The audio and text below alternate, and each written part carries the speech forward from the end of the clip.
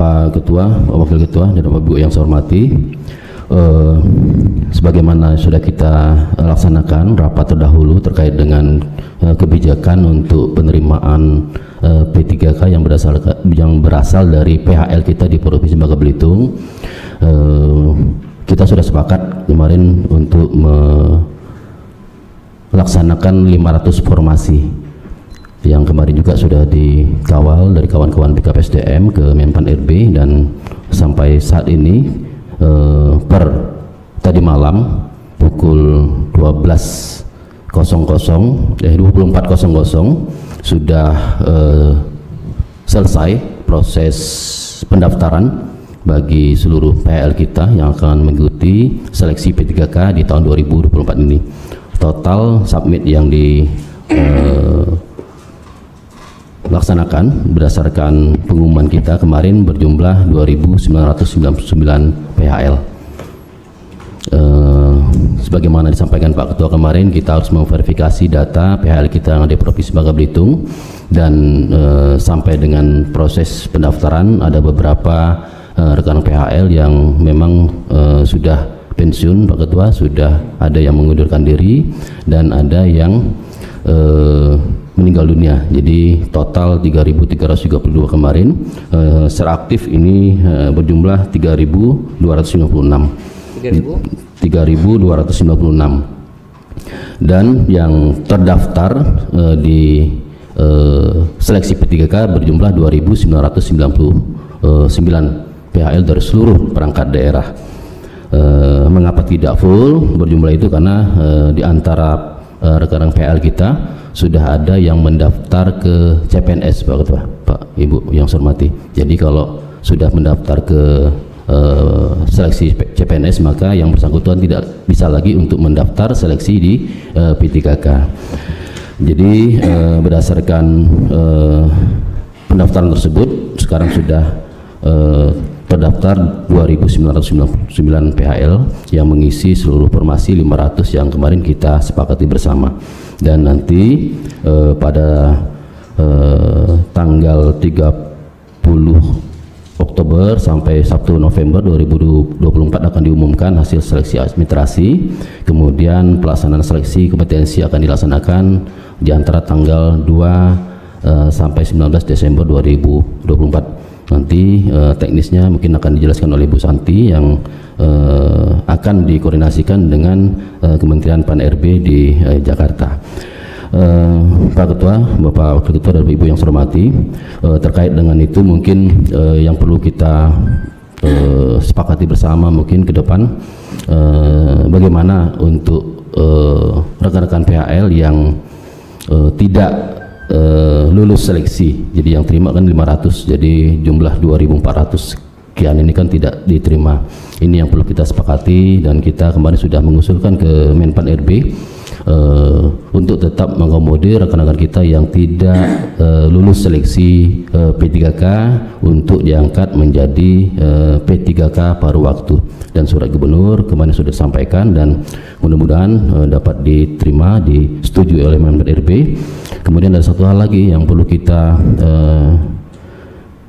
perjuangkan bersama, yang 82 CPNS yang mendaftar ke tes CPNS, artinya mereka secara formal tidak bisa mendaftar ke P3K. Nah, apabila nanti mereka tidak lulus CPNS itu ya, artinya mereka juga tidak punya persyaratan sebagaimana yang disyaratkan bahwa mereka melalui proses pendaftaran di seleksi P3K. Jadi data mereka akan terhapus, sehingga ini yang akan kita sampaikan juga permohonan kebijakan dari Kementerian Menpan RB agar kawan-kawan kita yang belum beruntung mungkin untuk diterima menjadi CPNS dapat juga kita ikut sertakan mungkin untuk mengikuti tes P3K tahap kedua bersama rekan-rekan PHL yang non database yang sudah bekerja di atas 2 tahun berturut-turut. Dan ini nanti akan kita diskusikan lebih lanjut karena ini menyangkut kebijakan pusat yang harus kita sampaikan ke Kementerian Pan RB. Nanti silakan Bu Santi disampaikan, mungkin juga dari kawan dari PKPSDM seperti apa teknis pelaksanaan tes kita, siapa yang menentukan kelulusan, seperti apa nanti mekanismenya. Silakan nanti secara teknis Bu Santi bisa disampaikan ke Bapak-Bapak DPRD Provinsi Bangka Belitung. Mungkin kita silakan Bu Santi dulu Pak. Silakan Bu Santi. Lanjut Bu. Yang terhormat Ketua DPRD dan Wakil Ketua serta jajaran DPRD Provinsi Kepulauan Bangka Belitung, Pak Pejabat Sekretaris Daerah Provinsi Bangka Belitung serta rekan-rekan sejawat di eksekutif. Baik Pak, menjawab ataupun melanjutkan penjelasan dari Pak Sekda tadi bahwa kegiatan pengumuman untuk penerimaan calon P3K Provinsi Kepulauan Bangka Belitung sudah selesai untuk tahap di pendaftaran seleksi, artinya tadi malam sudah selesai dan angkanya pun sudah diumumkan oleh Pak Sekda tadi sebanyak 2.999. Ini kan kami kawal juga Pak. Jadi 2 hari terakhir itu kami kawal dan saya laporkan juga di grup pimpinan agar seluruh kepala perangkat daerah itu proaktif untuk mengingatkan para pegawai non ASN yang ada di perangkat daerah masing-masing jangan sampai terlewat dari pendaftaran ini, karena semakin batasnya hampir habis, limit waktunya hampir habis, maka ini tingkat kreditnya itu di pendaftaran itu akan lebih besar Pak. Jadi diwanti-wanti betul itu, kita kawal setiap beberapa waktu, kita laporkan lagi semua bisa melakukan secara aktif memonitor para anak buahnya agar mereka segera mendaftar. Kemudian yang tersisa dari yang mendaftar ini tentunya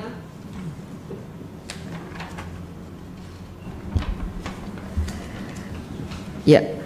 Kemudian dari mereka ini nanti setelah diumumkan, ada pengumuman seleksi administrasi Pak, setelah mereka ini tadi mendaftar, proses dari tentunya dari Pansel Pak, dari Panselnas. Jadi ini akan mengecek kesesuaian dari administrasi yang disubmit oleh kawan-kawan pegawai non ASN. Itu prosesnya sampai dengan tanggal 29 Oktober dan pada tanggal 30 Oktober sampai 1 November itu akan diumumkan hasil seleksi dari 2.999 itu berapa banyak yang memenuhi tes administrasi.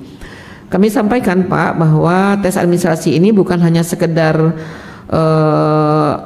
tes biasa, tetapi ini bagian yang tidak terpisahkan dari seleksi. Jadi bagian yang tidak terpisahkan. Seperti kita ketahui misalnya seleksi CPNS saja itu gambarannya hampir sekitar 300 orang yang tidak lulus administrasi karena berbagai sebab. Yang sebelum ini yang sudah kita lakukan. Artinya salah satunya sebabnya adalah penggunaan meterai yang dilakukan berkali-kali untuk satu item, dan untuk ini supaya tidak terjadi pada pegawai kita yang non ASN, kita sampaikan, bahkan kita sosialisasikan. Pada sosialisasi pertama Pak Ketua kemarin juga hadir, kami jelaskan itu juga secara teknis. Kemudian ada sekitar 1 minggu kemudian kami sosialisasi lagi secara Zoom, mengingatkan satu demi satu apa saja yang harus dilakukan oleh pegawai non ASN. Ini mohon maaf Bapak dan Ibu, suatu hal yang luar biasa dalam sejarah penerimaan pegawai. Selama ini pegawai itu kalau tes tidak ada yang dibimbing seperti itu. Ini sampai di guiding, sampai detik terakhir mereka mau mensubmit pun masih kita guiding, masih kita pandu, ya. Karena kita membutuhkan sebenarnya orang-orang yang kompeten, yang tidak perlu kita guiding nantinya. Mereka akan secara otomatis, secara kreatif dan proaktif mencari sebenarnya apa yang menjadi syarat-syarat. Tetapi karena semangat kita ingin membantu mereka, karena dalam rangka penyelesaian juga tenaga honorer di Pemprov Bangka Belitung sesuai dengan amanah Undang-Undang Nomor 20 2023 di pasal 66 yang menyatakan bahwa penataan seluruh pegawai honorer ini harus selesai di 2024. Dan semangat kita sama, 3.332 pegawai non ASN yang masuk database, semua itu harus bisa dibantu untuk diselesaikan sehingga di 2025 tidak ada lagi tenaga non ASN.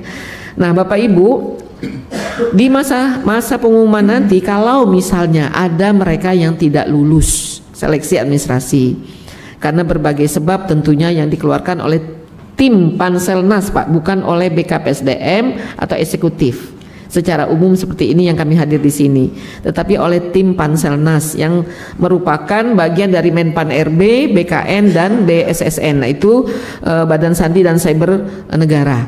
Mereka lah yang menentukan itu nanti keluar. Karena ini kan secara online semua Pak, secara online semua. Jadi kita tinggal terima jadi siapa aja. Namun nanti sesama mereka ini ada masa sanggah Pak, ada masa sanggah. Biasanya di masa sanggah itu misalnya bisa membuktikan apa yang kurang dan segala macamnya. Ada juga jadi MS, dari TMS tidak memenuhi syarat menjadi memenuhi syarat. Nah itu Pak, misal ada kawan-kawan, saya sampaikan waktu sosialisasi itu, Bapak dan Ibu bisa jadi orang yang akan melihat kawan-kawannya apa layak apa tidak lulus ini. Misal mereka itu tidak aktif atau yang beredar, mohon maaf Pak, misalnya mereka ini secara nama ada tapi orang nggak ada gitu loh Pak misalnya. Tolong Bapak dan Ibu, teman-teman yang menjadi kawannya di perangkat daerah masing-masing bisa menjadi saksi, bisa menyanggah bahwa orang ini tidak boleh ikut karena mereka tidak aktif. Tidak aktif, ini kan pemalsuan data namanya Pak. Nah tapi tim tetap artinya secara ini di Panselnas ini yang kami ketahui selama syaratnya masuk, dan kami sampaikan di eksekutif juga Pak, kepala perangkat daerah hati-hati pada saat membuat pernyataan tanggung jawab mutlak. Tanggung jawab mutlak yang menyatakan bahwa mereka ini benar menjadi pegawai mereka. Nah ini hati-hati karena mereka juga akan kena kalau apa yang mereka sampaikan adalah kebohongan. Nah oleh karena itu Bapak Ibu, saking seleksi administrasi ini juga dilakukan dengan begitu ketatnya ya. Kemudian setelah pasca sanggah ini sudah selesai, kemudian ada pengumuman pasca masa sanggah, tentu ada penarikan data final berapa dari 2.999 ini yang akhirnya bisa ikut CAT ya, bisa ikut CAT. Ini kan diumumkan, ada penjadwalannya nanti di tanggal seleksi itu 15 sampai dengan 25 November kalau jadwal nasionalnya. Nah ini nanti akan diumumkan. Ini Pak, jadi sesuai dengan pertanyaan Bapak tadi, oleh siapa, bagaimana sistemnya, seperti itu Pak. Kalau sistem tesnya sama CAT. Nah kami ingin sampaikan Pak, saking kita ingin membantu kawan-kawan kita yang mensubmit 2.000 lebih tadi Pak, hampir 3.000 kurang satu ya, kurang satu lagi. Itu kami sudah membuat surat yang ditandatangani oleh Pak PJ Sekda ke BKN agar kita bisa ngebantu kawan-kawan kita itu simulasi Pak, simulasi CAT. Karena mohon maaf izin, dari 2.999 ini ada yang sama sekali mungkin tidak terbiasa memegang komputer Pak. Karena mereka kerja mungkin sehari-harinya ada sebagai apa namanya, ada petugas kebersihan mungkin Pak, walaupun secara kesarjanaannya mereka sarjana, tetapi karena formasi yang waktu itu penerimaan di sebelum database itu dibuat, mereka ada peluangnya di kebersihan. Nah, mungkin karena tidak biasa memegang ini, kagok Pak, kagok megang mouse saja dia nggak paham mungkin kan. Nah ini bisa menghambat pengerjaan CAT-nya, computer assessment test-nya itu, sehingga kami berinisiatif di eksekutif membuat surat ke BKN untuk mendapatkan bahan simulasi tes ini Pak.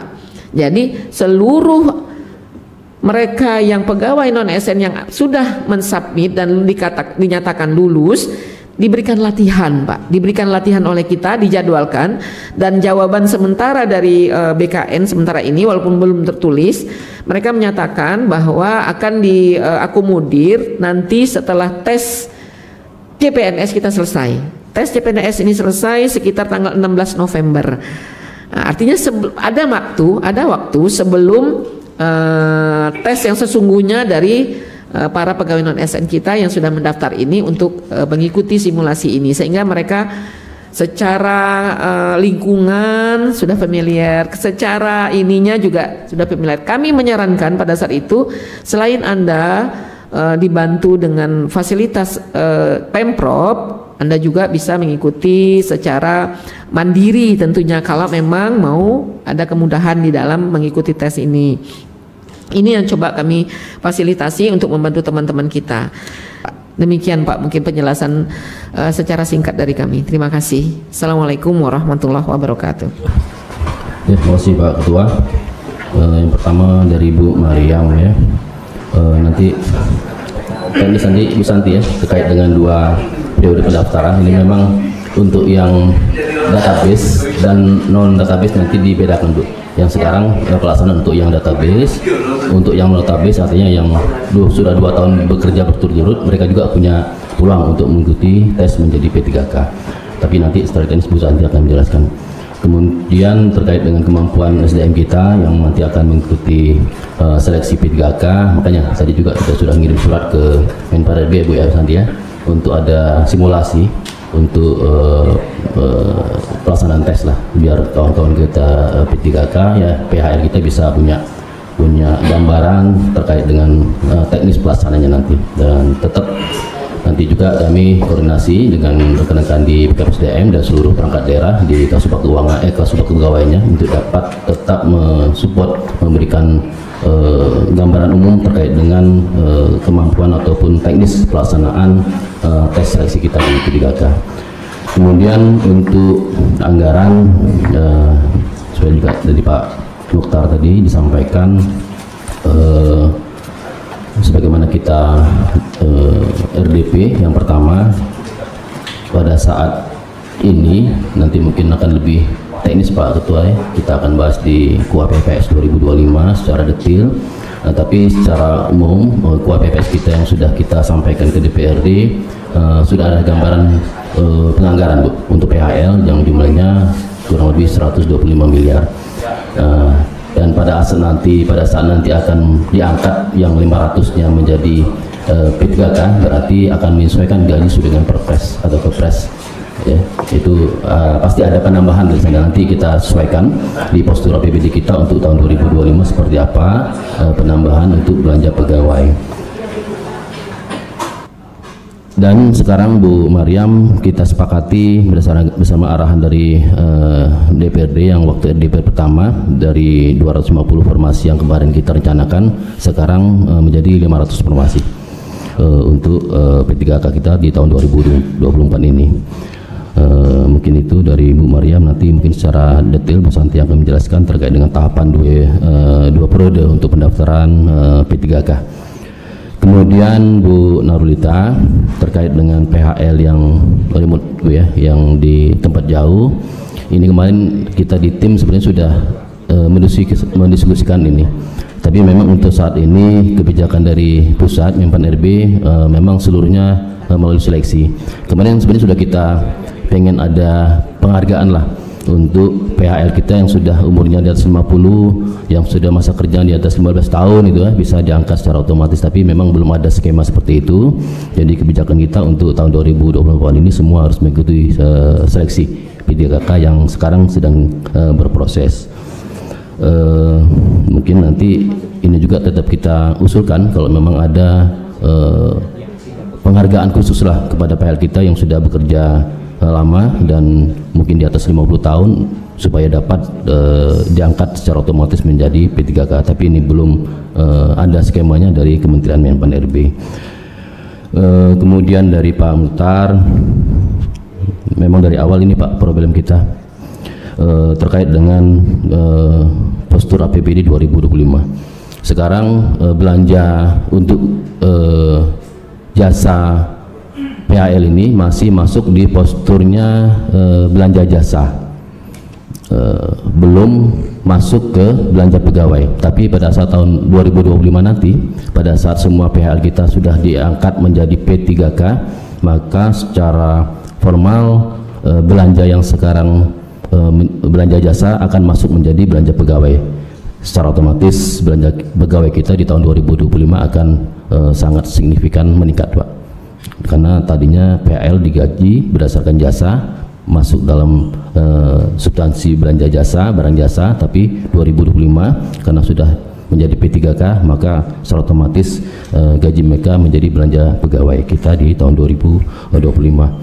Mungkin nanti akan kita bahas detail, Pak Mukhtar, ya, di rapat KUA kita tahun 2025 seperti apa nanti mekanisme yang akan kita ambil untuk skema penggajian P3K kita tahun 2025 nanti. Nanti Pak Rudi bisa dijelaskan skema apa yang harus kita laksanakan tahun 2025 untuk meningkatkan PAD. Mungkin nanti secara singkat akan disampaikan, dan memang Pak Mukhtar sebagaimana nanti mungkin sesi kedua akan kita bahas terkait dengan pengisian jabatan kosong, dan kita harapkan nanti melalui open bidding kita menemukan kepala-kepala perangkat daerah yang profesional di bidangnya, sehingga keinginan kita untuk dapat menarik program kegiatan dari pusat, dapat menarik anggaran dari pusat untuk dapat dilaksanakan di Provinsi Bangka Belitung dapat lebih baik lagi. Pak Dodi terkait dengan data, nanti Bu Santi sampaikan data real yang ada sekarang, kemudian penentuan kelulusan untuk kegiatan seleksi P3K ini, apakah memang secara menyeluruh menjadi kewenangan pusat, panitia pusat, ataupun ada kewenangan kita di panitia provinsi untuk dapat menilai dan memberikan kelulusan bagi peserta seleksi P3K tahun 2024. Terkait dengan opsi sisa, Pak Dodi, yang tidak lulus P3K, dan kita memang berdasarkan Permen Pan RB nomor 347 tahun 2024 tentang seleksi, mekanisme seleksi P3K, ini memang ada ketentuan bahwa untuk PHL yang sudah mendaftar secara keseluruhan dan dapat mengikuti seleksi P3K tapi belum lulus, dapat diangkat menjadi P3K paruh waktu. Dan ini juga sudah kita sampaikan surat gubernur kepada Menpan RB untuk itu. Jadi pada saat kita mengusulkan formasi 500 itu, di bawahnya ada klausul bagi rekan-rekan PHL kita yang tidak lulus P3K akan tetap kita usulan kita angkat menjadi P3K paruh waktu. Nah, nanti seperti apa P3K paruh waktu, penggajiannya akan kita bahas mungkin detail di rapat KUA PPAS, Pak, 2025 nanti. Memang sudah ada aturannya, Pak, jadi kita tinggal nanti menyesuaikan terkait dengan teknis pelaksanaannya untuk pengangkatan sisa dari 2499 ini yang belum beruntung untuk lulus P3K tahun 2024 ini. Itu juga mungkin menjawab pertanyaan dari Pak Dokter, ya, Pak Dari. Ya, jadi sudah ada ketentuan itu, Pak, dari Menpan RB bahwa ada kebijakan lebih lanjut terkait dengan yang belum lulus P3K dan dapat diangkat menjadi P3K paruh waktu. Tapi gajinya berbeda dengan P3K yang full time, gitu ya. Kalau P3K full time menurut Kepres itu sudah ada daftar gajinya. Oke, silakan Bu Santi dan Pak Rudi untuk menyampaikan sedikit penjelasan terkait dengan apa yang disampaikan Bu Mariam tadi, dan Pak Dodi beserta Pak Mukhtar terkait dengan pendapatan kita. Silakan. Silakan Bu Santi, ya, Bu Santi, Pak Rudi, ya, masalah anggaran. Baik, terima kasih Pak Sekda dan Pak Ketua. Mungkin saya biar berurut, saya mencoba menjawabnya dari mulai pertanyaan Pak Dodi, ya, Pak. Pertanyaan Pak Dodi ini masalah data. Jadi data yang tercatat di BKPSDM, mereka yang menjadi pegawai non ASN atau dalam kata lain honorer di Pemprov Kepulauan Bangka Belitung yang masuk database BKN itu artinya mereka yang penerimaannya paling telat paling telat itu di 1 Januari 2021. Itu catatan database Pak, database 1 Januari 2021 jumlahnya sebanyak 3.332 orang. Itu jumlahnya Pak. Cara rekrutnya pada saat itu masing-masing itu menjadi kewenangan perangkat daerah masing-masing. Karena uangnya ada di mereka Pak, yang tahu kebutuhannya itu mereka. Pada saat itu ya Pak, sejarahnya saya pun menjadi kepala BKPSDM itu baru pada tanggal 1 Juni 2021 Pak. Artinya proses itu sudah berjalan dan sempat kita agak-agak kelimpungan pada saat itu bagaimana pola kebijakan penataan mereka ini, sehingga keluarlah SE pada saat itu di akhir 2021 bahwa PNS saja ada pensiun, maka honorer pun ada pensiun. Karena apa? Karena pada saat itu ada yang komplain juga, kok nggak enak ya mau merintahkan orang udah 70-an belum berhentikan, sedangkan PNS saja pada saat itu 56 sudah harus pensiun, 58 bahkan sekarang berubah jadi 58, sehingga dibuatlah pada saat itu kebijakan dengan membuat edaran bahwa mereka honorer itu diberikan waktu pensiun pada umur 55 tahun pada saat itu Pak. Pola kita mengurangi dengan juga kebijakan mengurangi dan tidak mengganti, tidak menambah. Karena apa? Karena memang aturannya sesuai dengan undang-undang, juga Undang-Undang Nomor 5 2014 tentang aparatur sipil negara yang diperkuat dengan PP ya, PP 49 tahun 2018, dinyatakan di situ bahwa tidak boleh lagi Pak, 2018 itu tidak boleh lagi merekrut pegawai honor. Sebenarnya sudah dilarang karena penyelesaian tenaga honor ini sudah ada dulu. Mungkin Bapak dan Ibu ingat Pak Ketua, ada K1, K2 ya Pak. Penerimaan paling telat itu 2005, yang honorernya 2005. Mungkin ini pernah kita urus waktu saya menjadi kepala BKD di Kabupaten Bangka Tengah pada saat itu.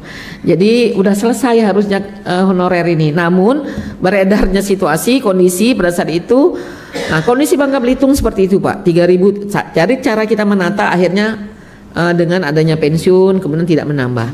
Muncullah akhirnya datanya sebanyak 3.332. Kebutuhan kita Pak, kebutuhan kita sesuai dengan apa yang disusun oleh Biro Organisasi, kebutuhan organisasi kita dengan seluruh perangkat daerah itu sejumlah 10.717 Pak.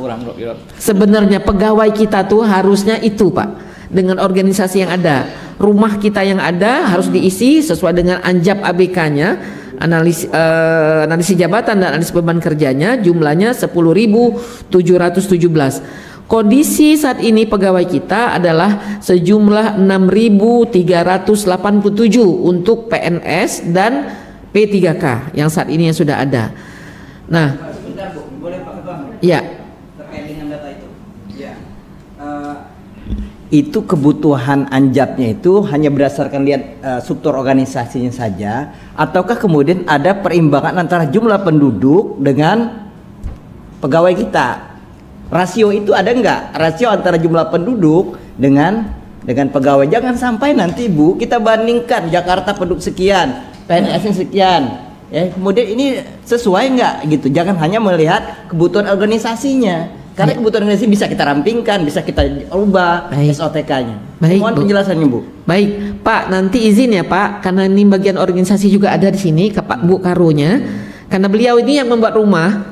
Nanti mengisi rumahnya dengan anjap ABK yang sudah dibuat oleh tim dari Biro Organisasi, kami dari BKPSDM Pak. Nah, itu Pak, jadi tugas kami Pak. Jadi nanti ada kepala biro yang akan menjelaskan bagaimana filosofinya menentukan berapa jumlah orang sesuai dengan analisis jabatan dan analisis beban kerjanya berapa, apakah sesuai dengan jumlah penduduk atau dan hal-hal lain termasuk PAD sebenarnya Pak, jumlah organisasi. Nanti Ibu Karola, nanti kalau saya ambil kegiatan beliau bisa dihapus Pak Sekda Pak. Saya tegang soalnya Pak, tegang juga ditanya gini Pak ya.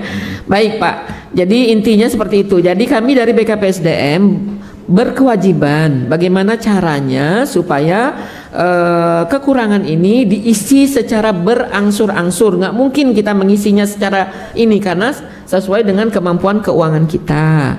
Ini tidak bisa sekaligus, Pak, tidak bisa sekaligus. Jadi ini ada, karena apa? Perimbangan tadi jumlah berapa yang pensiun ya Pak, jumlah yang pensiun yang harus kita ini, dan juga kemampuan daerah. Kalau kita zero growth, pertumbuhannya artinya pegawai itu dengan keuangan yang sama arti zero growth. Berapa yang pensiun, itulah formasi kita. Rata-rata yang pensiun di kita ini sekitar 100 orang per tahunnya Pak sebenarnya. Jadi memang dengan penyelesaian tenaga honor yang demikian besar karena amanah undang-undang tadi Pak, tentu ini akan membuat satu kebijakan buat kita semua di sini. Bagaimana caranya agar belanja pegawai kita tidak melebihi seharusnya dari idealnya yang tadi disampaikan oleh Pak pejabat Sekda. Jadi itu Pak. Jadi saya bicara data tadi Pak ya. Jadi memang kita masih kurang banyak dari 6.387 itu ke 10.717. 10.717 itu memang masih ada kekurangan Pak. Jadi masih ada kekurangan sebanyak 1.044 sebenarnya kekurangan kita. Bu, ya. Bu, sorry Bu, mohon maaf Bu, terkait dengan kebutuhan tadi bisa nggak dijelaskan secara formasi? Guru itu kita kurang berapa realnya? Okay. Kemudian kesehatan berapa? Kebutuhan ya? Ya. Teknis itu berapa? Pak, nanti sedang dirinci oleh anak buah saya Pak ya. Ini Kabid PPIK yang berkaitan dengan itu. Nanti akan dirinci berapa kekurangannya, karena memang amanahnya kita memang menyelesaikan tenaga untuk nakes, tenaga kesehatan dan tenaga guru Pak. Amanah dari pusat itu seperti itu. Insya Allah nanti disusun segera Pak ya. Nanti saya sampaikan. Jadi ini sekalian dengan data saya jelaskan. Tadi kebijakannya juga demikian Pak. BKPSDM itu sudah membangun namanya Sitagar, sistem penataan tenaga kontrak. Jadi setiap tahun mereka ini, kalau Bapak bilang tadi ini cara rekrut oleh kepala perangkat daerah. Kemudian evaluasinya ada per tahun. Mereka juga dinilai ya semacam DP3 lah kalau kami ini Pak. Kalau kami di PNS ada DP3, penjelasan tentang integritasnya, kerjasama, disiplin dan segala macam itu dicek semua. Kalau memang tidak layak lagi, maka kepala perangkat daerah wajib sebenarnya untuk mem-PHK mereka, untuk tidak melanjutkan kontrak. Nah, kami di BKPSDM hanya menunggu data mereka. Kalau mereka membuat ini bahwa ini tidak layak, maka kita tidak akan mengeluarkan lagi rekom seperti itu Pak. Karena bukan BKPSDM yang memberhentikan, tetapi hanya mengeluarkan rekom berdasarkan surat yang dikeluarkan oleh perangkat daerah masing-masing berdasarkan evaluasi mereka, bagaimana mereka ini. Yang tadi mungkin sebelum ini kan beredar sekitar 400 orang yang tidak aktif. Sebenarnya itu kepala perangkat daerah yang tahu persis. Sekedar bayangan Bapak, waktu saya masuk BKPSDM 90 sekian jumlah honorer. Namun saat ini hanya tinggal 65 orang karena saya memegang prinsip itu Pak. Saya tidak mau menambah. Kemudian juga kalau memang dia nakal saya pecat Pak. Ya seperti itu. Mungkin Pak Ketua izin Pak, Bapak udah tahu karakter saya seperti apa. Nah, karena saya mau kita patuh Pak, kita patuh dengan aturan itu. Jadi itu Pak, jadi ada evaluasi dan kebijakan non ASN sudah saya sampaikan tadi bahwa tidak boleh menambah. Kemudian juga mereka diberhentikan kalau memang mereka sudah pensiun, kemudian diberhentikan kalau tidak kinerjanya tidak bagus. Jadi dari 3.332 itu yang mensubmit semalam sampai dengan tadi malam pukul 00 itu 2.909, artinya ada 333 orang yang tidak lagi mensubmit. Karena apa? Karena mereka sudah lulus di CP3K sebelumnya atau CPNS, pensiun, berhenti atau diberhentikan. Itu Pak keterangannya dari jumlah itu. Nah kemudian menjawab kenapa sih ada P3K dari Pak Muhtar.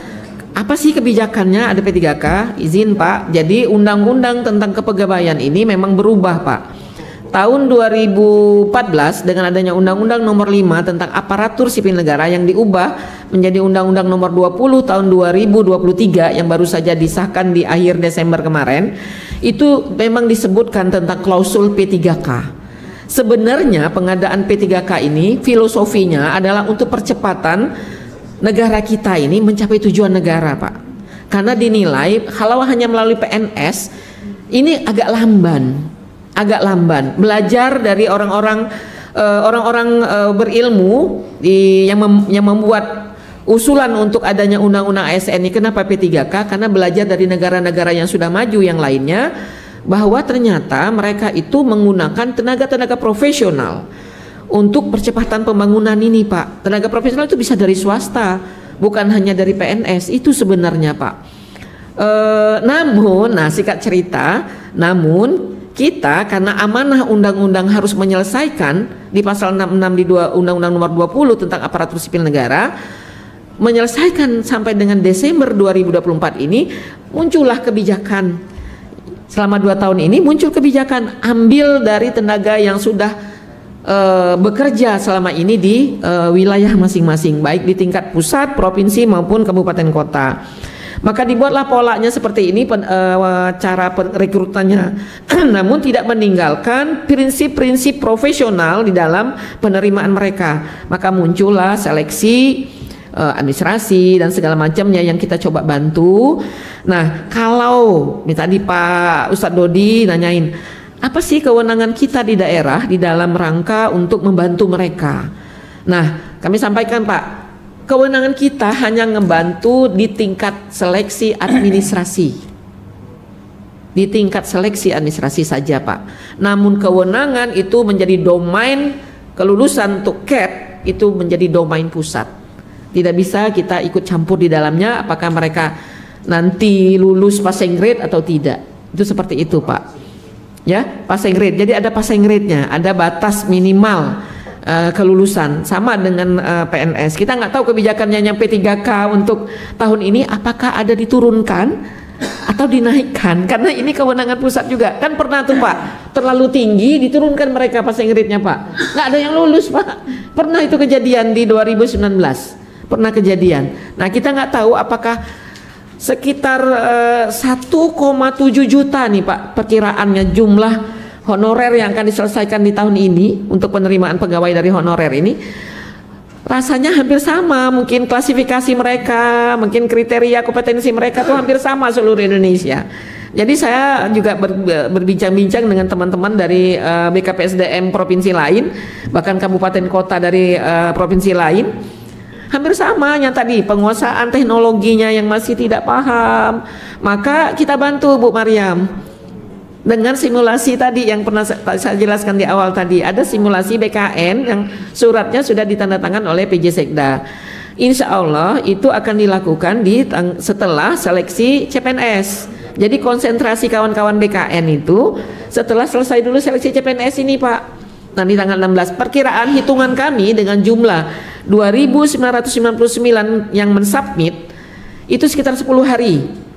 Sekitar 10 hari pelaksanaan itu, karena kemampuan CAT kita itu sekitar 110 menit pelaksanaannya. Simulasi itu 1 hari itu bisa sekitar 3 sesi yang kita selesaikan, Pak, untuk latihan, Bu, untuk latihan semacam bimbel gratis dari kita Pemprov, Bu.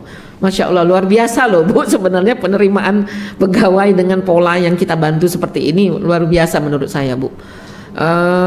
Ini yang pola, jadi kelulusannya seperti apa yang bisa kita bantu itu Pak Ustadz Dodi. Data juga nanti kalau sudah ada nanti segera sampaikan ya. Kemudian kalau diterima 500 sisanya amankah? Nah, jadi 500 ini pun atas campur tangan dan bantuan dari Dewan ya pada saat itu ya, Pak. Kalau hitungan dari eksekutif dengan kondisi keuangan kita itu cuma 250, Pak. 250 ditambah dong jadi 500. Alhamdulillah itu full, artinya mereka digaji sesuai dengan ketentuan negara. Ketentuan negara. Caranya, tata caranya Pak Dokter, setelah mereka ini lulus 500 ini, Dok. Nah, sisanya itu nanti kita akan bersurat ini mau dikemanakan nih sisanya sebanyak 2.532 sisanya 2.832 ini mau dikemanain. Nah, inilah yang akan kita sampaikan melalui PJ Sekda, PJ Gubernur ya nanti, ataupun mungkin kalau sudah ada gubernur definitif yang kita buatkan suratnya ke Menpan RB. Mereka ini kita usulkan untuk paruh waktu. Paruh waktu itu mereka dibayar sesuai dengan kemampuan daerah, keuangan daerah. Artinya dengan gaji yang saat ini. menurut tim keuangan itu masih sanggup kita bayarnya Pak. Seperti itu, ya Pak. Mohon maaf Bu, itu sudah disuratin belum? Kan sudah jelas pasti akan tersisa sekian gitu. Kita belum, kalau menyurati yang untuk paruh waktunya mungkin mohon maaf Pak, yang simulasinya oke, yang paruh waktu itu ketentuannya nanti setelah selesai semua Pak. Sudah saya suratin Bu. Iya. Nah apalagi dari Dewan sudah menyuratin, itu nggak apa-apa. Iya, karena PP-nya, karena menunggu PP juga Pak. Karena menunggu PP juga, kan PP-nya belum turun dari Undang-Undang Nomor 20 tahun 2023 itu belum turun Pak. Jadi tentang teknis paruh waktu itu nanti akan turun. Apakah berupa PP, apakah berupa Kepmen, apakah berupa surat edaran, nanti kita sama-sama menunggu Pak. Tetapi kebijakan itu sudah disampaikan oleh Menteri Menpan RB pada saat rakor, sudah disampaikan. Nah itu Pak intinya. Jadi sisanya ya pertahanannya kemudian nah kebijakannya apa kalau nggak lulus semuanya Pak? Karena kita punya data 303 yang tidak masuk database tapi sudah bekerja di atas 2 tahun. Nah inilah yang menjawab periode tadi Bu Mariam ya. Periode ini Bu Mariam kalau nggak salah nanyanya. Ya apa sih 2 periode itu? 2 periode itu yang pertama tes untuk yang masuk database.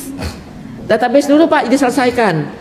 Nanti sudah selesai itu baru buka pendaftaran untuk mereka yang di atas 2 tahun yang tidak masuk database. Itu 2 periode itu maksudnya Bu. Apabila 2999 itu dengan formasi 500 dan sisanya yang 2832 itu tidak terisi. Itulah yang diperebutkan. Cuma ini memang tertutup, bukan sistem terbuka. Tertutup apa? Tertutup itu yang boleh tes itu sesama mereka yang ada di Pemprov ini saja. Tidak boleh dari kabupaten kota ataupun bahkan dari provinsi lain. Itu sebenarnya mereka tes sama mereka lah Bu, bersaing sesama mereka lah.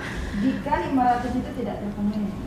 Iya, 500 tidak terpenuhi. Artinya passing rate-nya tidak terpenuhi, termasuk juga yang sisanya itu karena akan sistem ranking Bu, sistem ranking. Tapi sepertinya akan terisi. Sistem ranking apabila kan rankingnya itu kan 2832. Apabila mereka tidak masuk ranking itu, maka akan diisilah kesempatan itu pada gelombang kedua oleh mereka yang tidak masuk database ya, tapi sudah di atas 2 tahun secara berturut-turut bekerja di Pemprov Kepulauan Bangka Belitung. Itu Bu, jadi menjawab ini saya mohon maaf ya, jadi bisa berurutan ininya, loncat-loncat gitu Bu ya. Nah kalau tadi sosialisasi khusus sudah jelaskan, formasi sesuai dengan organisasi. Pak Muhtar tadi kebijakan P3K sudah saya jawab, keuangan nanti Pak Rudi yang akan menjawab, nanti idealnya belanja publik dan belanja pegawai berapa mungkin Pak Rudi bisa menjelaskan. Masih bisa Kak? Oh kalau mutasi ini mungkin nanti di babnya agak beda ya Pak, saya selesaikan P3K dulu ya Pak. Ya. Izin. Kemudian nah Ibu Narulita Sari, honor-honor yang di ujung-ujung ya Bu. Bu, jadi kalau bidan itu posisinya kalau itu di kabupaten ya Bu, di kabupaten. Jadi bukan di Pemprov. Jadi bukan kebijakan Pemprov. Jadi itu kebijakan kabupaten. Di kita ada bidan, cuma ada di RSUP, tapi nggak banyak. Jadi tidak ada yang penempatan di pelosok-pelosok Bu. Jadi kebijakan itu ada di kabupaten kota. Jadi bukan di kita Bu, bukan di kita provinsi. Tetapi itu pun tetap kita bisa sampaikan kebijakan itu kepada kabupaten kota. Namun polanya tadi Ibu sama, sekedar Ibu tahu, mau izin kabupaten kota juga sama dengan kita provinsi, cuma bisa membantu di seleksi administrasi. Oh misalnya kebijakannya dia ini nggak paham tentang penggunaan meterai misalnya Bu ya. Nah kita bantu, bahkan di guiding saya secara mohon maaf, saya juga sampaikan dengan kawan-kawan di perangkat daerah, tolong bentuk tim asistensi ngebantu kawan-kawan, cara muat suratnya, segala macam keterangannya kita bantu Bu, bahkan nempel materai. Bahkan saya dengar kepala perangkat daerah itu dengan teman-teman administrasinya, manajemennya maksud saya, mereka ngebantu bahkan materai 4 biji itu dibantu gratis, dibantu oleh kawan-kawan, saking mau dukung para honorernya Bu. Dan ini juga mungkin berlaku untuk kabupaten kota. Jadi saking kita juga ingin ngebantu kawan-kawan yang sudah bertahun-tahun mengabdikan dirinya di daerah kita. Iya, ya, Bu. seperti itu Bu. Ya, Tapi saya paham kalau bidan-bidan di pelosok-pelosok itu bukan provinsi, tapi pastinya BKD provinsi dan BKD kabupaten itu saling berkoordinasi ya. Maksudnya gini, bidan-bidan tersebut tuh sudah membawa nama Bangka Belitung ya. Artinya mereka tidak membawa nama kabupaten mereka gitu ya. Mereka membawa nama Bangka Belitung sebagai bidan terbaik gitu ya. Artinya apa, mereka tidak diapresiasi. Nah, dan saya dengar juga mereka itu tidak lolos di administrasi tahun kemarin, P3K tahun kemarin itu tidak lolos di administrasi. Artinya realita di lapangan, hal-hal yang disampaikan Ibu Santi itu tidak ada guiding itu di kabupaten. Nah, mohon Bu Santi sampaikanlah di BKD kabupaten, karena kami tidak ada sangkut pautnya dengan BKD kabupaten gitu ya. Nah, hal-hal di lapangan itu beda dengan penjelasan Bu Santi di sini gitulah. Realisasinya tuh nggak sama seperti itu ya. Demikian Bu Santi. Baik, terima kasih Bu. Siap Bu. Ini sebenarnya berkali-kali saya sampaikan Bu di rapat-rapat koordinasi kami dengan kawan-kawan kabupaten kota. Saya pikir itu Bu ya penjelasannya. Bentar, Bu. Pak, selesaikan Ibu dulu. Ya, kayaknya adakah lagi yang belum terjawab? Minta maaf. Data mana? Datanya minta tertulis saja Bu. Oh ya, Bu, ya sampaikan tertulis bisa di situ. Jadi semua bisa. Baik Pak, jadi kebutuhan kita untuk nakes ini 211, guru 846 saat ini yang kurang ya Pak, yang kurang. Kemudian tenis 3.273, itu Pak yang kekurangannya. Nanti kami buat surat secara resmi Pak Ya. ke DPRD Bu, DPRD ke pimpinan. langsung, Ya. ada komisi nggak? Ke DPRD. Pimpinan. Makasih. Silakan Nah, Pak. mungkin dari biro organisasi ya Pak, mau menjelaskan tadi apa filosofi. Ibu sudah? Siap, sudah selesai semua ya? Ibu sudah ya? Enggak, ini jawabannya masih ada yang kurang kah? Cukup? Oh ya, baik. Ibu Santi Ya, sudah saya selesai? tanya Ibu Susantinya udah selesai belum? Sudah Ibu Pak? ya? Sudah siap Pak, terima Oke, kasih. silakan organisasi.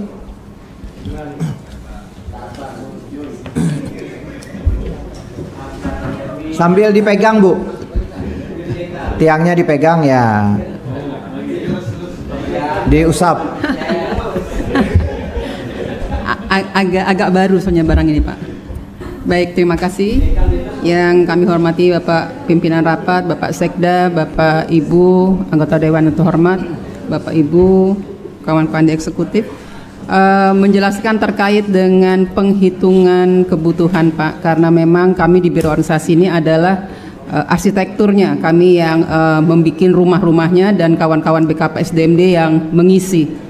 Benar yang dikatakan oleh Bu Santi bahwa kami sudah membuat rumah sebanyak 10.717 rumah, di mana pada saat sekarang sudah diisi sebanyak 6.387 rumah yang sudah diisi, yang terdiri atas ASN dan P3K, di mana masih tersisa 4.330 rumah lagi yang belum terisi, yang rencananya akan diisi oleh kawan-kawan P3K ini. Sehingga memang kami mengakomodir semua Pak. Jadi kalau Pak Dodi bertanya apakah itu dihitung berdasarkan jumlah penduduk atau tidak, pada dasarnya ya kita sudah hitung itu karena berdasarkan hitung-hitungan kebutuhan atau analisa jabatan dan analisa beban kerja yang kami hitung bersama dengan kawan-kawan perangkat daerah, sehingga kami mendapatkan angka 4.330 untuk mengakomodir kawan-kawan honorer di kita. Sehingga apabila angka 4.330 itu dikurang dengan 330 tenaga honorer yang ada, masih ada spare untuk untuk pegawai-pegawai nanti penerimaan untuk CPNS atau P3K lainnya. Demikian Pak, terima kasih. Pak Dodi, ya ini nyambung yang tadi. Iya, iya. Jadi gini Bu, kan kita tadi bicara kebutuhan. Guru 800-an tadi. Kesehatan tadi berapa tadi? Sementara honorer apa ini semuanya tadi ya, database kita itu apakah kemudian memenuhi kriteria itu kan enggak. Bisa jadi kebanyakan teknis yang 3000 berapa tadi ya, 3332 tadi. Ya, kapan akan terpenuhi rasio guru? Kapan akan terpenuhi rasio kesehatan kita? Kalau kemudian kita ngandalkan tadi take over dari honorer gitu. Nah, ini yang saya melihat tidak match-nya Pak Ketua. Itu yang kemudian skenario itu yang kemudian jadi tanda tanya bagi kami. Kalau kita paksakan gitu kan, apa kawan-kawan yang tadi tenaga teknis ini akan dialihkan ke guru, alihkan ke kesehatan? Enggak kan? Sebetulnya nggak bisa. Nah, ini yang kemudian tolong dipersiapkan hal seperti ini karena kebutuhan lapangan. Apalagi dengan APK kita hanya angka harapan lama sekolah kita hanya 8 tahun, ini seriusin gitu. Ya, jangan hanya kemudian kita memfokuskan tenaga honor teknis. Mohon maaf nih, ya, lebih kepada hal yang seperti itu. Kami berharap dikonversikan lah. Ya, kalau memang jangan kita paksain untuk kemudian teknis ini kalau kemudian kebutuhannya bukan itu. Ya, kebutuhannya bukan itu. Saya melihat bukan itu kebutuhan kita hari ini. Saya melihat lebih kebutuhannya kepada kesehatan dan pendidikan karena fokus kita SDM kita kami yang sangat jauh. Ini mohon diperhatikan ya untuk Pak Sekda dan jajaran. Terima kasih Pak. Yang perlu kita simpulkan di sini pertama ialah satu, Ibu tolong datanya harus benar. Betul katakan Pak Edi, ini menyangkut anggaran. Satu. Yang kedua, bahwa sudah dijawab oleh Bu Santi dan Pak Peri bahwa jika 2000 lebih orang itu mengikut seleksi yang tidak dapatnya itu tetap sebagai pegawai. Itu Pak ya. Itu tetap artinya tidak diganti Pak ya, tidak dipecat. Yang perlu kita perjuangkan ini ialah sebenarnya bukan 500 sisa yang tidak dapat ini. Karena 2025 undang-undang masa honor itu sifatnya pending, belum dicabut.